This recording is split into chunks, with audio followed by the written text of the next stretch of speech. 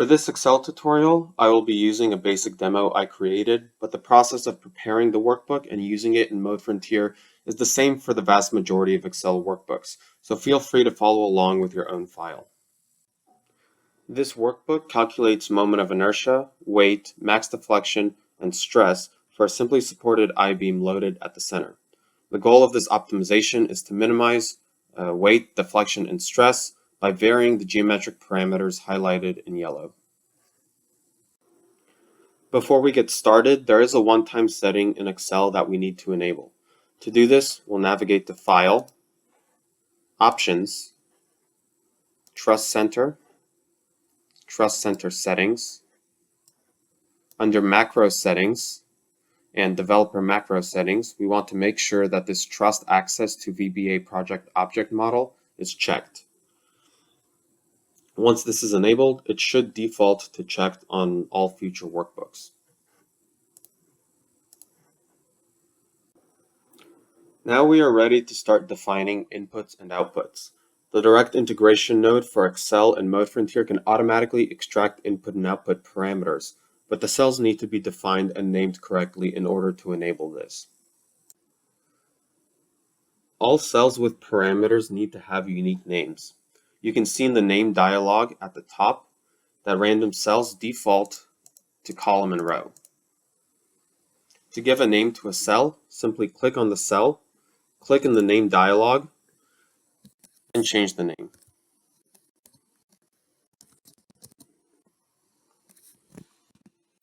We can see that all the inputs and output parameters that we're interested in have unique names. Additionally, to add, edit, or delete names from cells, we can use the name manager. Here we can see a list of all the names as well as their values and what cells those names correspond to. The uniquely named cells will be read into modeFRONTIER, but we still need to distinguish between input cells and output cells. In this example, you can see that input cells all have some constant value. For thickness, it's 0.005, for base width, it's 0.1, and for web height, it's 0.15. On the other hand, output parameters are all defined as functions of the inputs. And this is the distinguishing feature between inputs and outputs. Inputs are constants, outputs are functions. As long as your cells are defined in this way, modeFRONTIER can read them correctly. An advanced feature of the Excel integration is the ability to run macros. I have here a simple image export macro, which will produce an image of the shear force, moment, and deflection plots. We will discuss this more in depth once we switch to the workflow building portion of this tutorial. Just know that these macros can be run in a modeFRONTIER process. With the Trust Center settings enabled and the input-output cells correctly defined, the workbook is now ready to be used in modeFRONTIER. Remember to save the workbook and close out of Excel, as leaving the Excel window open can cause issues when it comes time to run the workflow.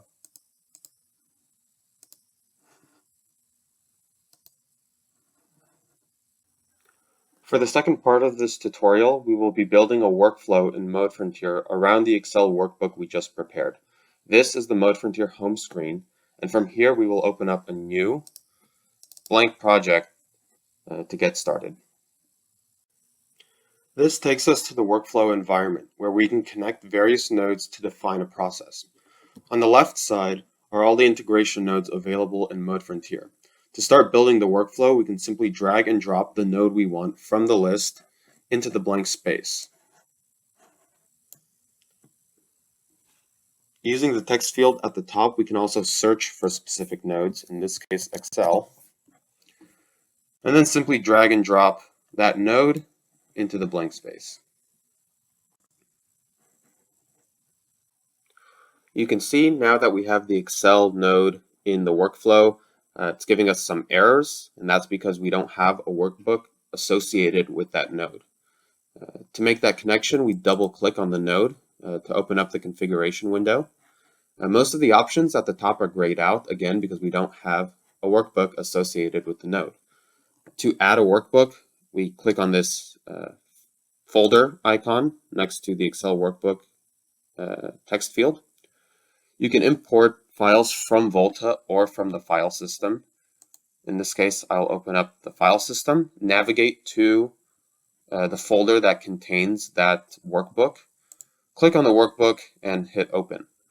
To see this workbook, you may have to change the file type. It defaults usually to XLSB, but if you have a macro in the workbook, you won't see it because it saves as an XLSM. So just make sure that your file type is set correctly. Additional basic configuration options include name and description. The name will show up in the workflow and can be used to describe the function of the node. It is also helpful for distinguishing between multiple Excel nodes. In this case, I'll call it iBeam Calc. The description field takes this a step further, providing a space to describe what the node does. This shows up when you hover over the node in the workspace.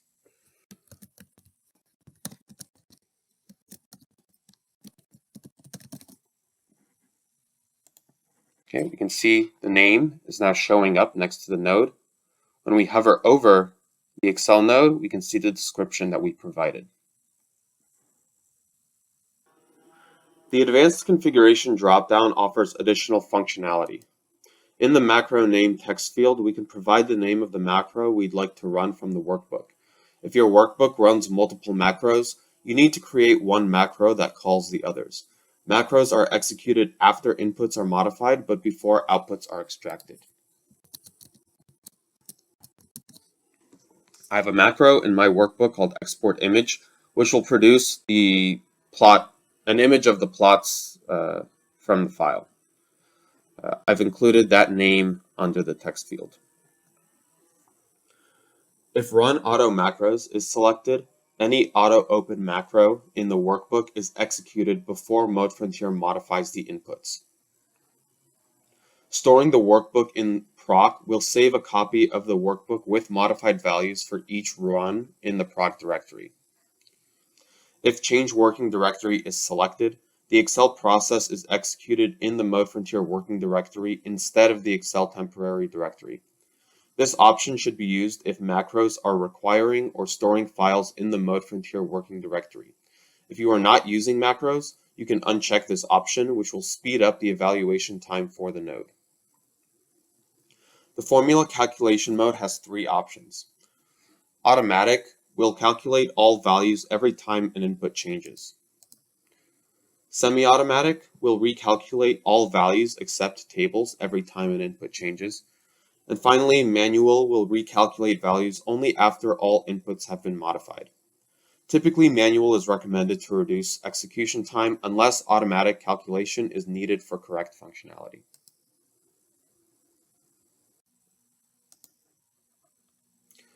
Under Process Control, we can set Timeout, which specifies the number of seconds modeFRONTIER will wait for an Excel node to execute a process. If the value is 0, modeFRONTIER will wait until the completion or until the run is forced to stop. Run on Grid enables the run of Excel on the grid system if the grid has been activated from the Volta player and if Excel has been enabled on a grid node. The fast launch by process fork launches the application process without creating an external Java virtual machine. This option is useful for speeding up simple design evaluations, but the process is launched on the same Java virtual machine as modeFRONTIER. So if a script execution fails, the design evaluation will fail as well.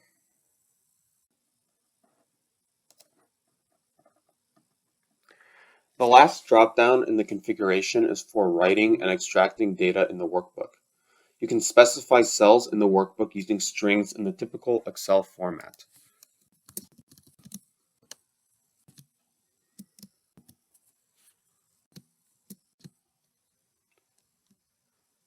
modeFRONTIER offers the option to write working directory, username, design ID, and project name. Additionally, you can extract an exit value and specify the exception exit value, which can be used by modeFRONTIER to direct the process in a different direction if the design produces this value.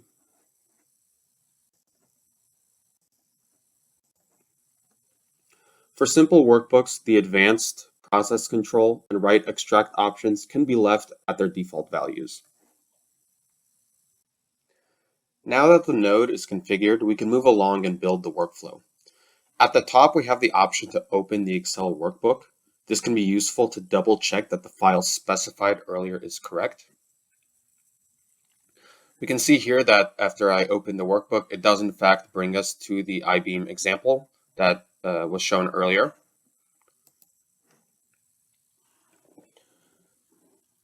Interactive selection lets you link input and output nodes to specific cells in the workbook, but since we haven't added these nodes, that option is grayed out. The build workflow option automatically assumes input and output parameters and creates a complete workflow, but we typically recommend using the parameter chooser, which will give us more control in defining the workflow. So next, I'm going to open up the parameter chooser, which will open a new window. In this window is where we define the input and output parameters for the Excel node. We can see here under inputs that modeFRONTIER is already reading in the cells that were named and had constant values. We have base width, density, force, length, thickness, and web height. So we can go ahead, click on the first one, hold the Shift key, and click on the last one to select all of those parameters. And then we simply drag and drop into the workflow input nodes field. Similarly, we can go into the outputs, extend these drop-down menus. I'm going to leave the vectors in the drop-down. I won't be dragging them over. To do that, I will hold the Control key to select multiple parameters, and we simply drag and drop. So now the outputs and inputs are defined. We can hit OK here at the bottom. And when we get out of this configuration window by pressing OK, we can see that the whole workflow has been built automatically for us with the start and end node, inputs going into the Excel node, outputs coming out of it. Right, now that the workflow is built, we can go ahead and start defining the plan. I'm going to quickly unselect by clicking in the white space, and then we'll move on to the planner. We see that there's an error here. We simply click this match plans to workflow to make it compatible. From here, I can choose a scenario. I'll pick design of experiments. We can see in the input domain, there are some errors, so we'll go ahead and clear those up. The default values are defined, but the study doesn't know the lower and upper bounds that those variables can take. I'm also only interested in the base width, thickness, and web height, so I'll go ahead and set the others to be constant.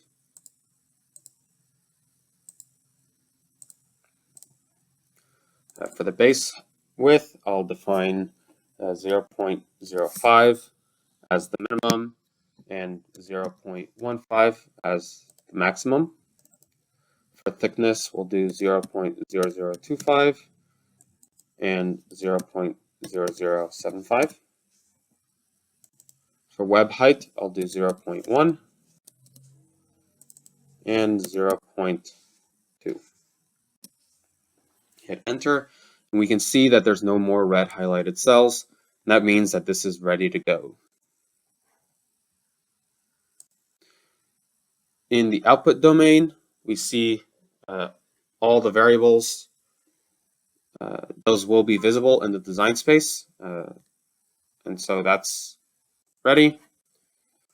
In the DOE table, you can add a new one, add designs, do a uniform Latin hypercube with 150 designs.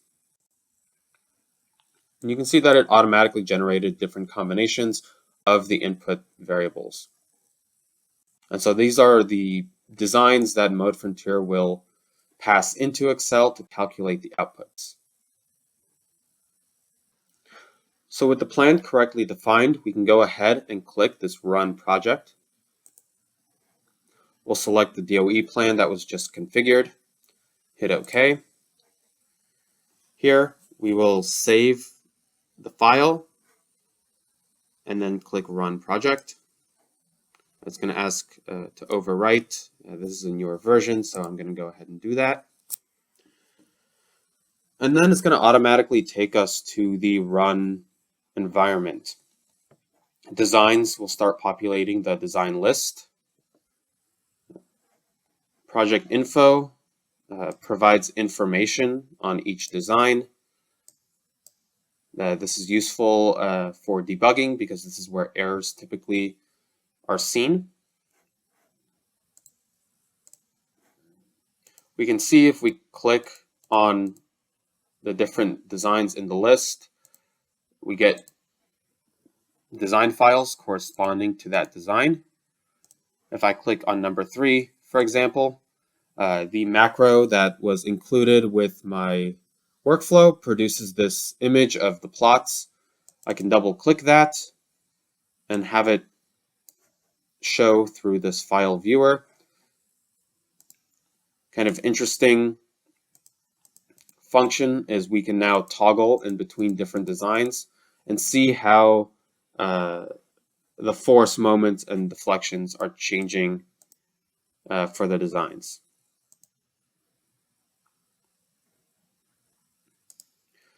In the engine table, we can see which part of the process the simulation is in. So right now it's looking at design 24 and it's executing this Excel process. You can also see the elapsed time and start time. I've skipped ahead to the end of the run, and now that the run is complete, we can move on to the design space for post-processing. Here we can see the table with all of the results. These are inputs and outputs calculated. Under charts, we offer plenty of different charts for visualizing your data in the most useful way. I'll quickly show a scatter. We'll do max stress and weight. And so here we see the distribution of designs. Clearly there is a trade-off between weight and stress. A beam with more weight and more material will produce lower stresses, whereas a lightweight beam will have much higher stresses. This brings me to the end of the tutorial. I hope the guide was helpful for your projects.